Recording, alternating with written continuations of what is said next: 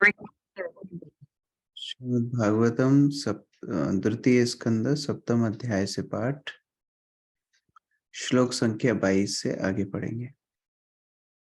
शत्रम शयाय विधिनो प्रभृतम महात्मा ब्रह्मा ध्रुवुज्झित पथम नरकर्तिलिप्सु उद्धन्त्यासु अवनी कंठतकम उग्रवीर्यस् स्त्री सप्तकृत उरुधार्य परेश्वधेन। योगिता माता जी पढ़िए, अनम्यूट कीजिए।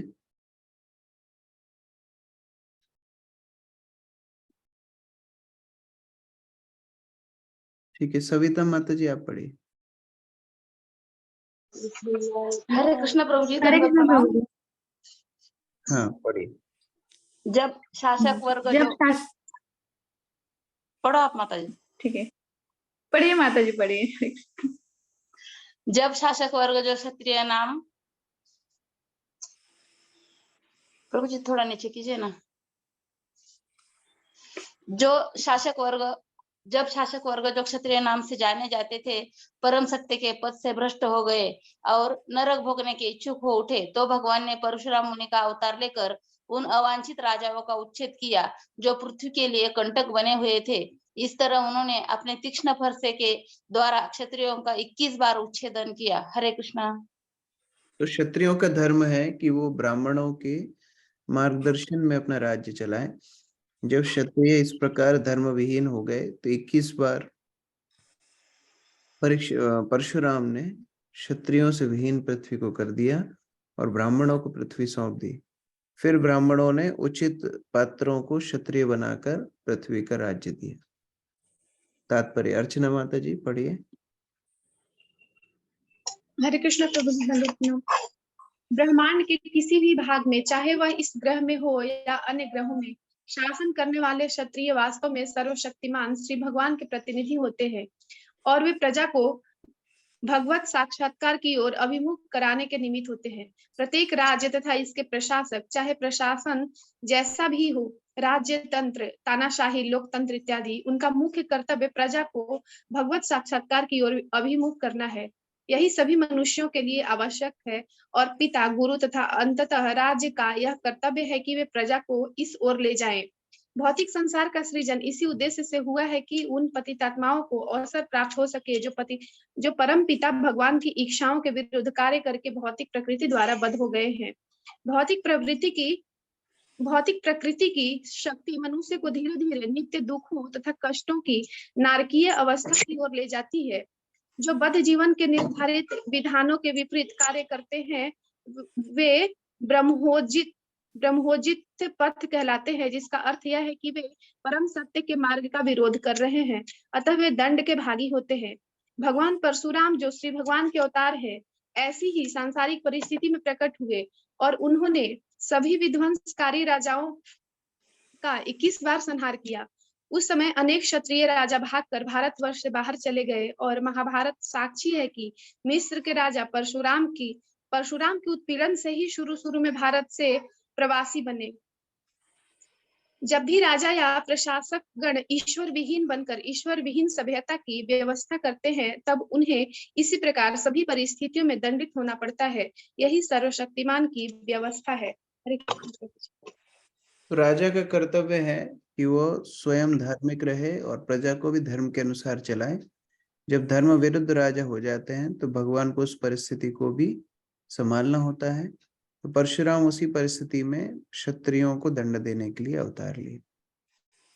अस्मत् प्रसाद सुमुखा कलया कलेश इक्ष्वाकुवंशवतीर्य गुरोर्निदेशे तिष्ठान वनन स्वदयितानुज आविवेश यस्मिन् विरुध्य दशन धर आर्तिमर्छात। योगिता माता जी पढ़िए। हरे कृष्ण प्रणाम। इस ब्रह्मांड के समस्त जीवों पर हिंदू की कृपा के कारण पूर्ण पुरुषोत्तम भगवान अपने अंशों सहित महाराज इक्ष्वाकु के कुल में अपनी अंतरंग शक्ति सीता जी के स्वामी के रूप में प्रकट हुए। वे अपने पिता महाराज दशरथ की आज्ञा से वन गए और अपनी पत्नी तथा छोटे भाई के साथ कई वर्षों तक वहां रहे। अत्यंत शक्तिशाली 10 शिरों वाले रावण ने उनके प्रति कई वर्षों तक अपराध किया और जिससे अंततः वह विनिष्ट हो गए। हरे कृष्ण प्रभु। यहाँ पर फिर भगवान राम के चरित्र के बारे में बता रहे हैं कि किस प्रकार भगवान राम का अवतार लिया। राहुल प्रभु तात्पर्य पढ़िए। हरे कृष्ण प्रभु जी, धन्यवाद, प्रणाम। भगवान श्री राम पूर्ण पुरुषोत्तम भगवान हैं और उनके भाई भरत, लक्ष्मण तथा शत्रुघ्न उनके अंश है। चारों भाई विष्णु तत्व है। वे कभी भी सामान्य मानव प्राणी नहीं रहे। रामायण के अनेक अनैतिक और अज्ञानी टीकाकार भगवान रामचंद्र जी के छोटे भाइयों को सामान्य जीवात्माएं बताते हैं, किंतु ईश्वरी विज्ञान भगवत तत्व के सर्वाधिक प्रामाणिक शास्त्र इस श्रीमद् भागवत में यह स्पष्ट उल्लेख है कि उनके भाई उनके स्वांश थे। मूल रूप में भगवान रामचंद्र वासुदेव के अवतार है और लक्ष्मण शंकरशन के, भरत प्रद्युम्न के तथा शत्रुघ्न अनिरुद्ध के अवतार है जो भगवान के ही अंश है। लक्ष्मी जी सीता के रूप में भगवान की अंतरंगा शक्ति है। वे न तो सामान्य स्त्री है और न ही दुर्गा की बहिरंगा शक्ति की अवतार है। दुर्गा जी भगवान की बहिरंगा शक्ति है और वे शिव जी की संगिनी है।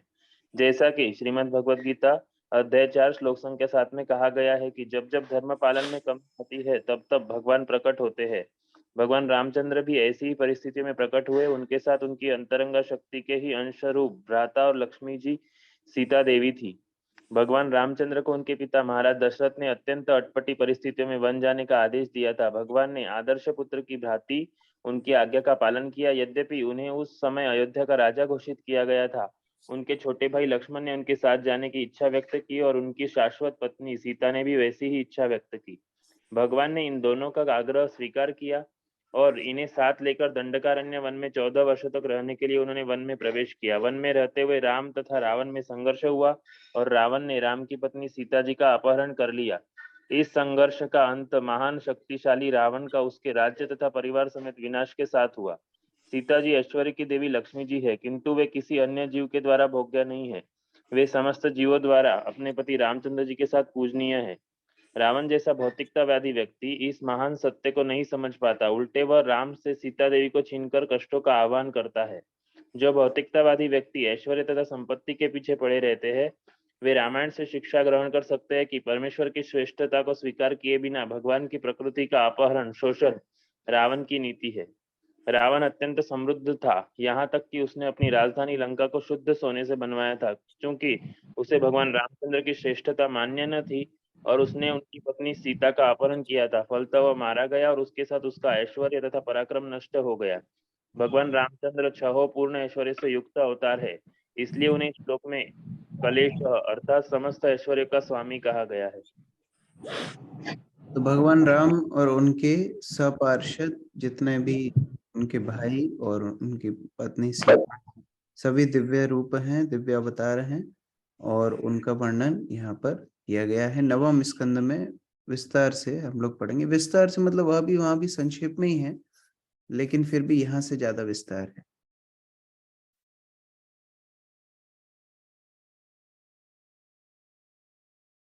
श्लोक संख्या 24।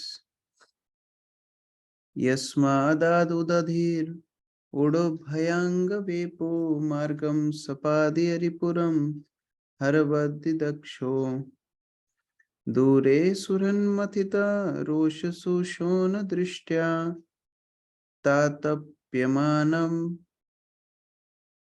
मकरोग नरक चक्र। अजय प्रभु पढ़िए। हरे कृष्ण प्रभु, धन्यवाद, प्रणाम।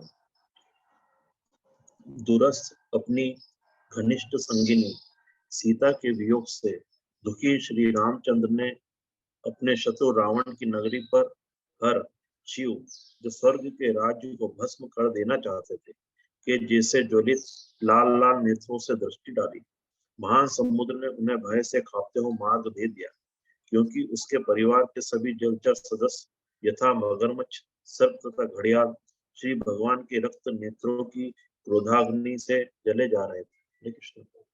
तो उस प्रकार एक असामान्य कार्य बता रहे हैं, भगवान की कई लीलाओं में से एक लीला बता रहे हैं कि जहाँ उन्होंने समुद्र को दंडित किया और समुद्र को सुखाने की चेतावनी दी, जहाँ समुद्र कांपते हुए भगवान से प्रार्थना करते हैं। ऐसे असामान्य कार्य भगवान ही कर सकते हैं। दीपिका माता जी पढ़िए तात्पर्य। हरे कृष्ण प्रभु जी, दंडवत प्रणाम। तात्पर्य श्रील प्रभुपाद की जय। श्री भगवान में भी अन्य संवेदनशील जीवों की भांति अनुभूति होती है, क्योंकि वे प्रधान एवं आदि व्यक्ति है और अन्य समस्त जीवों के परम श्रोता है। वे नित्य है, प्रमुख है, अर्थात अन्य सभी शाश्वत जीवात्माओं में प्रधान है। वे प्रमुख व्यक्ति है और उन पर आश्रित ऐसे जीव अनेक हैं। ये अनेक अधीनस्थ जीव एक नित्य पर आश्रित है, अतः गुणात्मक रूप में ये दोनों एक समान है। इसी एक स्वरूपता के कारण इन दोनों नित्यों में मूलभूत रूप से सभी रस अनुभूतियां तो है, किंतु अंतर यह है कि प्रमुख नित्य की महानता मात्र में आश्रित नित्यों की महानता से कई अधिक है। श्री रामचंद्र जी क्रुद्ध होकर लाल लाल जलती हुई आंखें दिखाने लगे तो सारा समुद्र उस शक्ति से इतना तप्त हो उठा कि उसके सारे जलचर जलने लगे और मूर्तिमंत समुद्र भय के मारे कांपने लगा। उसने श्री भगवान के शत्रु की नगरी में पहुंचने का सरल मार्ग दे दिया। निर्विशेषवादियों को श्री भगवान के ऐसे उग्र भाव पर आपत्ति हो सकती है, क्योंकि वे पूर्णता में नकारात्मकता दिखाना चाहते हैं। श्री भगवान के परम पूर्ण होने के कारण निर्विशेषवादी कल्पना करते हैं कि परम पूर्ण में क्रोध का भाव प्रकट नहीं होना चाहिए, जो संसारी भावों जैसे दिखता है। अल्प ज्ञान के कारण ये लोग यह नहीं समझ पाते कि परम पुरुष की भावना गुण और मात्रा की समस्त भौतिक कल्पना से परे है। यदि भगवान श्री रामचंद्र जी की भावना भौतिक होती तो वे सारे समुद्र तथा उनके जलचरों को विचलित कैसे कर पाती?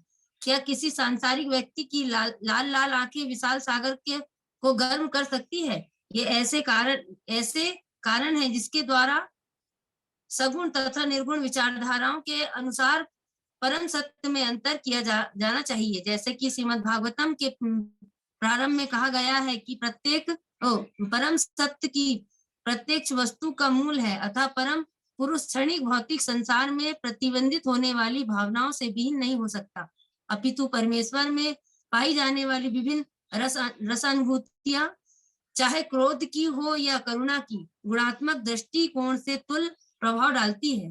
दूसरे शब्दों में इन अनुभूतियों के गुणों में कोई सांसारिक अंतर नहीं होता, क्योंकि ये सभी परम पद पर होती है। ऐसी अनुभूतियां परमेश्वर में निश्चित ही अनुपस्थित नहीं रहती, जैसे कि निर्विशेषवादी सोचते हैं और दिव्य जगत के विषय में संसारी अनुमान लगाते हैं। हरे कृष्ण प्रभु। इस प्रकार हम लोग उस दिन भी चर्चा कर रहे थे कि भगवान के अधीनस्थ ये सब गुण हैं और भगवान अपनी इच्छा के अनुसार यदि क्रोध भी करते हैं तो वो क्रोध को इस्तेमाल करते हैं, क्रोध उनको इस्तेमाल नहीं करता है।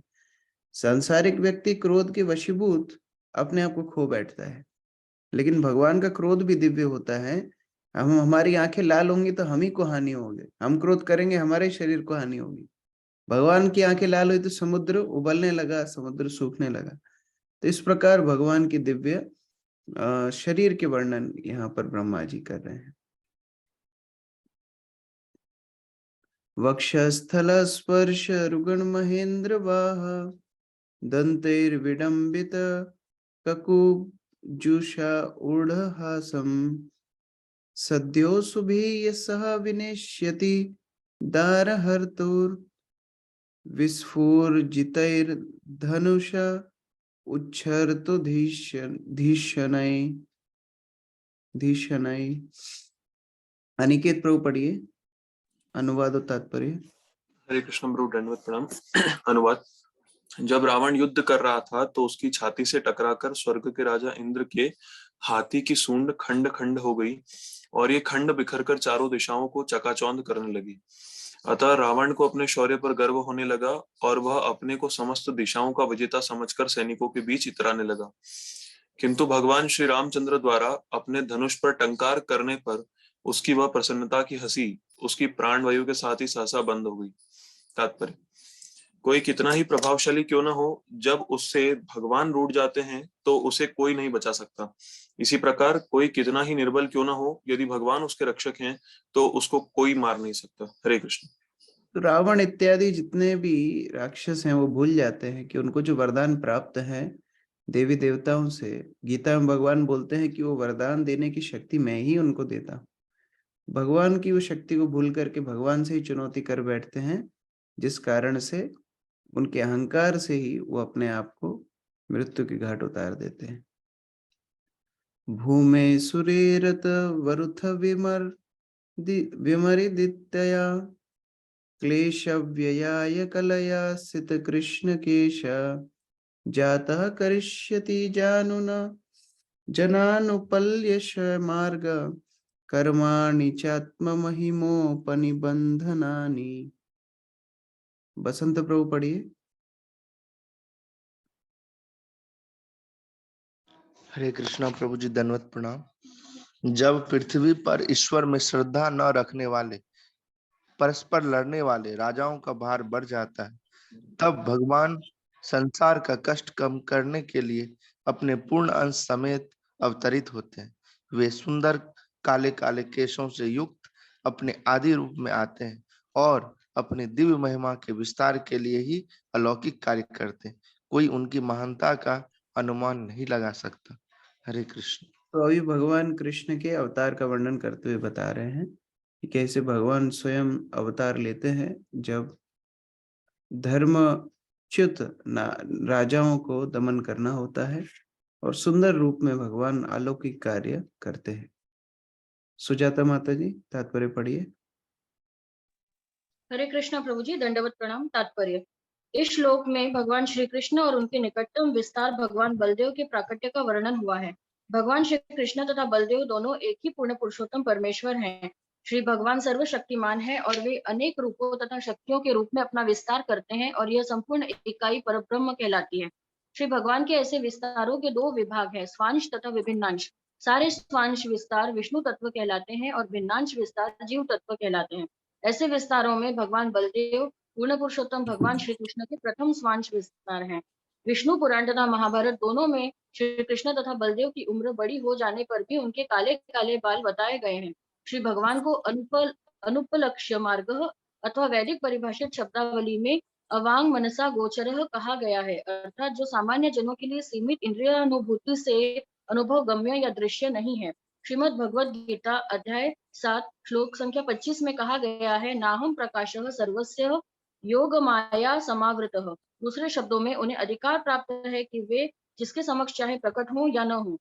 केवल प्रामाणिक भक्त ही उनके विशिष्ट लक्षणों से उन्हें जान सकते हैं, और ऐसे अनेक लक्षणों में से इस श्लोक में एक लक्षण का वर्णन है, सीत कृष्ण केशः, अर्थात जिनके सुंदर काले काले बाल हैं। भगवान श्री कृष्ण तथा भगवान बलदेव दोनों के सिरों पर बड़ी उम्र में भी ऐसे बाल रहते हैं। वे बड़ी उम्र में भी 16 वर्ष के बालकों जैसे दिख रहे थे। श्री भगवान का यही विशिष्ट लक्षण है। ब्रह्म संहिता में कहा गया है कि यद्यपि वे समस्त जीवात्माओं में सबसे वृद्ध हैं, किंतु वे सदैव नवयुवक लगते हैं। आध्यात्मिक देह का यही लक्षण है। भौतिक देह में जन्म मृत्यु जरा तथा व्याधि के लक्षण दिखते हैं, किंतु आध्यात्मिक देह में इन लक्षणों का अभाव रहता है। वैकुंठ लोक में रहने वाले जीवात्माओं का भी ऐसा ही आध्यात्मिक शरीर होता है, जिसमें वृद्धावस्था के कोई लक्षण नहीं दिखते। श्रीमद् भागवतम के 6ठे स्कंद में कहा गया है कि अजामिल को यमदूतों से छुड़ाने के लिए जो विष्णु दूत आए वे तरुण लग रहे थे। इससे भी इस श्लोक के वर्णन की पुष्टि होती है। अतः यह निश्चित हो गया है कि वैकुंठ लोकों में श्री भगवान या अन्य निवासियों के आध्यात्मिक शरीर इस संसार के मनुष्यों के भौतिक शरीरों से पूर्णतया भिन्न होते हैं।